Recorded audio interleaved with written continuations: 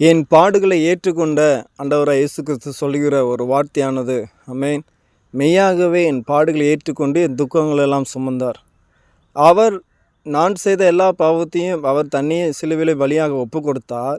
ஆனால் நான் பாடுகளை எப்படி அனுபவிக்க வேண்டும் என்று சொல்லி அவர் விரும்புகிறார். ஒருவன் தன்னைத்தானே வெறுத்து என் சிலுவை எடுத்துக்கொண்டு என்னை பின்பற்ற கடவன் என்று. அப்போ ஒருவன் தன்னைத்தானே வெறுக்க முடியுமா? நாம் நம்மளை நேசிக்கிறதுனால நாம் சரீரத்தில் ஆடைகளை அணிகிறோம். நமக்கு தேவையானவர்களை நாம் அனுதினமும் நாமே என்ன செய்தோம்னா சந்தித்து கொள்கிறோம் என்று சொல்லி நாம் நினைத்து கொண்டிருக்கிறோம்.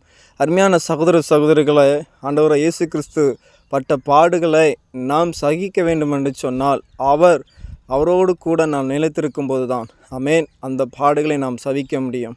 ஆமென். நாம் சகிக்க முடியும், நான் சகிக்க முடியும். ஆமென். அந்த பாடுகளை இந்த நாளிலே ஆண்டவர் நம்மளை கடந்து செல்ல உதவி